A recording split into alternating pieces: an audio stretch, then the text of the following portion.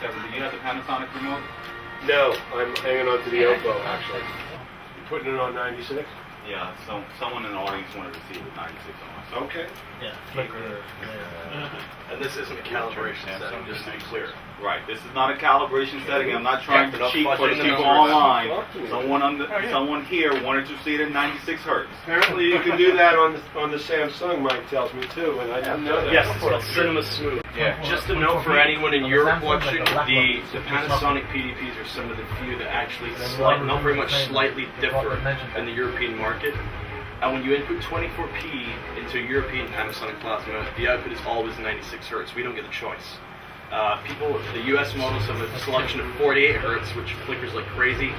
60 hertz, which gives you slightly better gradation, slightly less flicker, right? But obviously a little bit stuffer.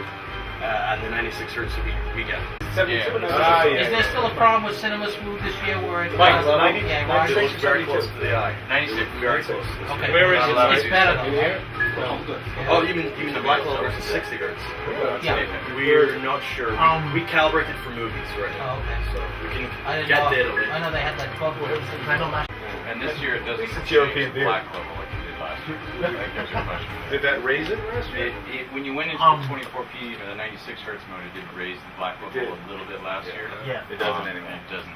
Oh, it doesn't do it this year with a Samsung? No. Okay, that's how I was asking. Yeah, no. It was really high before. Yeah. So the Panasonic yes, Panasonic's at 96 right now.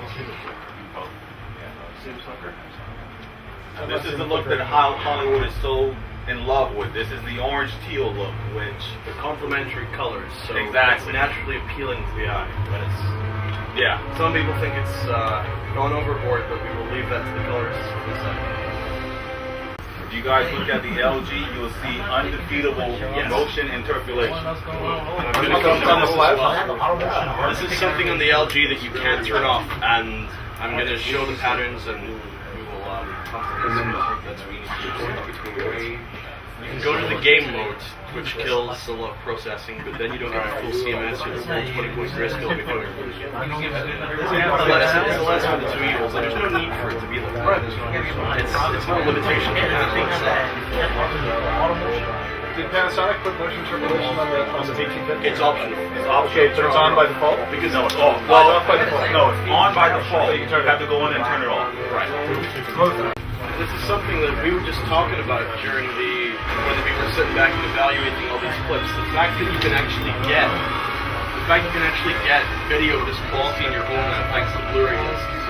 This is, I might regret saying this in later years, I'm paying a percentage on it, but this is 95% as good as a Studio Master on a $100 disc player. You don't want to see the cost of like studio VCRs, you know. Okay, well, let's start lobbying for people that do what you do for streaming, because we're not going to have this format forever. Well, this is the thing, and this is the other thing with Blu-ray disc versus streaming. On Blu-ray disc, you have a maximum video bitrate of 40 megabits per second. That is, it's not all in the numbers, you know. A really good ABC, or ABC is from a really good ABC encoder can outperform at 20 megabits per second, can outperform a bad one at 40. It's all in the algorithm in the encoder. But with Blu-ray, you either have a 25 gig disc or a 50 gig disc to fill. You know, it doesn't cost anything extra to fill up to the brim. Whereas with streaming, there's always going to be the incentive to penny pinch the bitrate. That's what I'm worried about. Right. Although Voodoo does a real good job. I've not seen that. Oh boy. Yeah, Sony,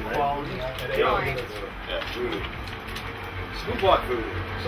Walmart. Yeah, that makes sense. Yeah. What video coder could be used? I don't know. It's a good question. I'd like to find out, because it really is near Blu-ray quality. It's really good. Real? Yes. I want to see that before I leave the country.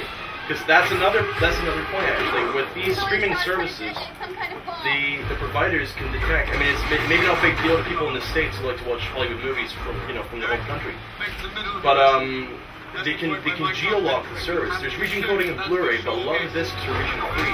You know, if there's a movie that isn't out in Europe and you want to watch it, just order it from the States, and chances are it'll play. If not, buy an American or region free player. There you go.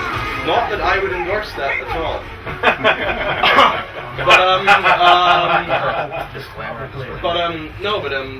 Whereas with streaming services, you can be locked to your IP address, and it's a real pain to kind of circumvent that.